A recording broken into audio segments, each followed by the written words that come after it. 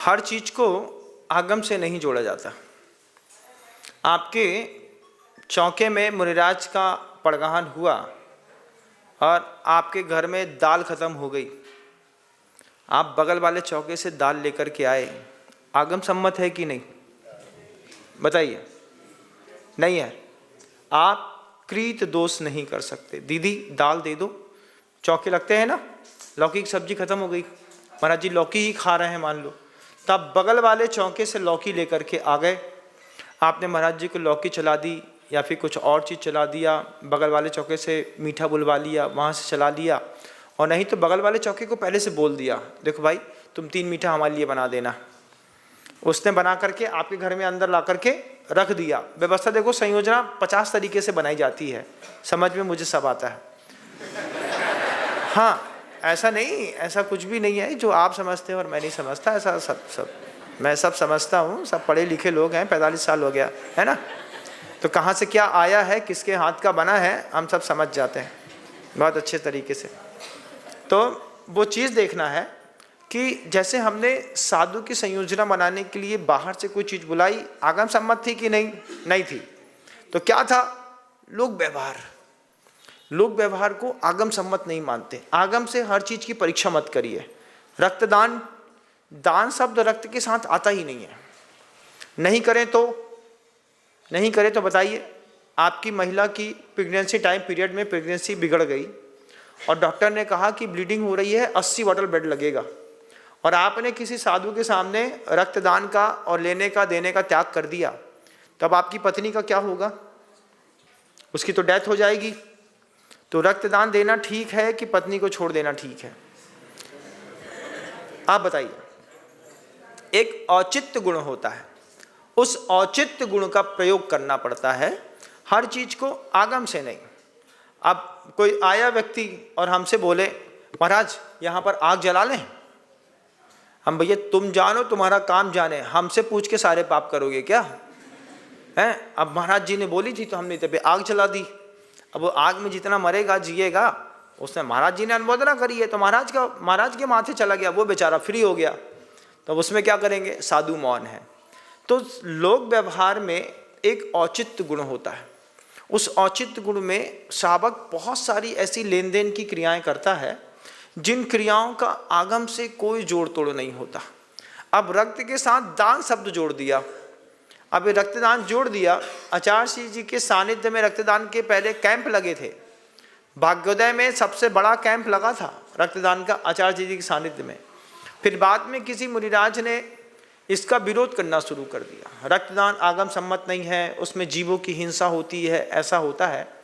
तो धबला की 13वीं पुस्तक के पृष्ठ क्रमांक 468 पे रक्त में कौन सा जीव है बताइए, पूछा तो बोले रक्त में कोई भी जीव नहीं होता।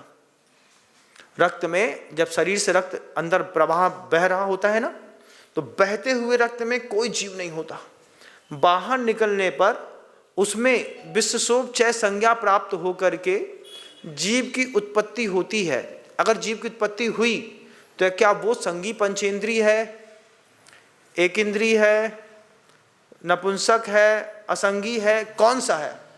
पहले ये तय करना होगा। तय करने के बाद हम उसका अपराध तय करेंगे। मान लो एक इंद्रिय कोई जीव है, आपने कह दिया उसमें निगोद जीव है, निगोद की राशि का जीव है, तो उसके अलावा और भी चीज़ों में है, लौकी में भी दिखाई दे रहा है, आपकी भिंडी परवल में भी दिखाई दे रहा है। इसके अलावा मान लीजिए आप कहते हैं संगी पंचेंद्री तज्जाति निगोदानाम, ऐसा शब्द अगर आपने कह दिया तो संगी पंचेंद्री तज्जाति निगोदानाम जीव जो है वो रक्त में पैदा नहीं होता, ये आपको देखना पड़ेगा। रक्त है, वीर्य है, हड्डियां हैं, इसको धबलाकार ने अचित्त माना है। ये पूरी पंक्ति कोड है, पृष्ठ क्रमांक के साथ मैं आपको बता रहा हूँ। धबला की 13वीं पुस्तक है, पृष्ठ क्रमांक 468 है, उसमें आप देखेंगे इस बात को। तो रक्त को, वीर को, हड्डी को, इन सबको वहाँ पर अचित्त कहा हुआ है। तो वहाँ पर कोई दोष नहीं है, लेकिन लोक व्यवहार है। तो उस लोक व्यवहार का हमको पालन करके, अब बताओ मुझे 80 बॉटल ब्लड लगना है, लगता है कि नहीं लगता? लगता है। ओ पॉजिटिव वाले 100 लड़कों की लिस्ट हमेशा तैयार रखनी पड़ती है मंदिर के अंदर, उनका मोबाइल नंबर तैयार रखना पड़ता है, बाय द वे किसी को टाइम बिगड़ गया, कुछ हो गया, कोई प्रॉब्लम हो गई, तो इतने लड़कों की लिस्ट है, एक फ़ोन कॉल में व्हाट्सएप मैसेज में ग्रुप बना दिया कि फलानी जगह रक्त की ज़रूरत है। वे लड़के टाइम टू टाइम पहुंचते हैं। तुम 12 पे, तुम 1 बजे, तुम 2 बजे, तुम 3 बजे, तुम 4 बजे, तुम 5 बजे, 24 घंटे में 24, अगले 24 घंटे में 24, अगले घंटे में 24, 3 दिन तक लगातार 1-1 घंटे में ब्लड चढ़ता रहा, एक तरफ से निकलता रहा, एक तरफ से। चौथे दिन जाकर के महिला को बचा पाए। ऐसी परिस्थितियां बनती हैं। तो इन परिस्थितियों में आगम से साथ मत जोड़िए। लेकिन एक रक्तदान का बढ़िया शिविर होना चाहिए, जिसमें अच्छी किसी भी हॉस्पिटल से पूरा उसकी चीज़ों को बुला लिया, सारे लोगों ने अपना अपना सहयोग कर दिया, एक एक बॉटल दिया, तो किसी न किसी के बचाने के काम आ रहा है। आपके रगों में तो दोबारा बन जाएगा, लेकिन उसके रगों में नहीं है। अब ऐसे ही डेड बॉडी है, अंगदान है, तो इनको भी आगम से मत जोड़िए। लोक व्यवहार, इस लोक व्यवहार की बिना किसी का जीवन संभव नहीं है। मान लो किसी मृतक ने अपनी देहदान नहीं करेगा, तो वो डॉक्टर्स इंजीनियर्स कैसे सीखेंगे, उनको कैसे पता चलेगा। अब हम जैनी हो गए, पाप है पाप है पाप है, हर चीज़ में छू छू छू छू छू छू है। तो हमारे यहाँ हिंसा है, हिंसा नहीं है, 4 प्रकार की हिंसा है, उसमें से हमारा संकल्पी हिंसा का त्याग है ना। अब हमारा रक्त को निकाल करके देने में कोई संकल्पी हिंसा हो रही है क्या? 5वीं कोई हिंसा का भेद ही नहीं है, 4 ही हिंसा है, संकल्पी हिंसा, आरंभी हिंसा, औद्योगिक हिंसा और विरोधी हिंसा।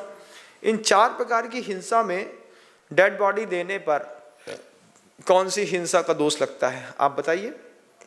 रक्तदान देने पर 4 में से कौन सी हिंसा हुई? हमारा संकल्प है आपको बचाने का, हमारे बचाने का भाव है, हमारा मारने का तो भाव ही नहीं है। लेकिन जो साधु इसका विरोध करते हैं, मौन के साथ उनसे चुपचाप किनारे काट करके अपने कर्तव्य को करते रहना चाहिए। उदयनगर में गया था अभी मैं, चातुर्मास था मेरे चातुर्मास में ही ब्लड डोनेशन कैंप लगाया। अंग्रेजी बोलो, बड़ा अच्छा लगता है, दान वान कुछ नहीं आता। क्या? Blood donation camp. अब उसमें दान शब्द आया तो औसत साध अभय आहरा, हमारा दिमाग घूम गया। हिंसा आई तो हमने कभी अपना दिमाग नहीं घुमाया कि हिंसा 4 प्रकार की है। 5वीं तो आगम में कोई हिंसा ही नहीं बताई ना, कहाँ लिखी 5वीं प्रकार की हिंसा? तो हम 5वां भंग बना नहीं सकते, 4 ही भंग बनाएंगे। अब इस 4 भंग में हमारी कुछ भी चीज को देने का इंटेंशन क्या है? हमारा इंटेंशन है सामने वाले की रक्षा करना। घर की अच्छी बेटी है, 22 साल की बच्ची है, उसको नहीं बचाएं? बचाएंगे भैया, कोई नियम लेके बता दो, महाराज हम त्याग करते हैं, न रक्त देंगे न रक्त लेंगे। ये तो दान का त्याग है, आदान का नहीं है। ऐसे कैसे धर्मात्मा है आप? तो आपको दोनों करना पड़ता है। और कई जगह बड़ी विपरीत और विचित्र परिस्थितियां होती हैं। तो इसको ब्लड डोनेशन कैंप में अभी 550 यूनिट उदयनगर कैंप लगाया था पिछले साल। वो जो ब्लड लेने आए थे उनने कहा, महाराज जी इतना बड़ा ब्लड कलेक्शन आज तक नहीं किया हमने, जितना बड़ा ब्लड कलेक्शन इस बार किया। इससे लोगों में जागरूकता भी आती है और ये समय समय पर करते रहना चाहिए। स्वस्थ व्यक्ति को तो करते रहना चाहिए। 3-4 महीने में 1 बॉटल ब्लड निकाल करके देने से किसी न किसी के जीवन की सुरक्षा व्यवस्था बनती है। मैं खुद अपने जब मैं लौकिक जीवन में था तो मैंने करीब 23 बार ब्लड डोनेशन दिया। अच्छा शरीर था।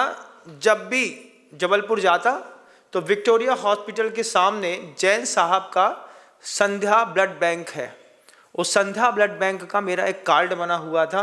वो कार्ड पूरे देश में परमिट अलाउ था। हम किसी भी ब्लड बैंक से फ्री में जितना ब्लड चाहें उतना ले सकते थे। हमारा कार्ड उसमें बना हुआ था। संध्या ब्लड बैंक में जितनी बार जाता उतनी बार जाता, भैया एक ब्लड निकाल लो।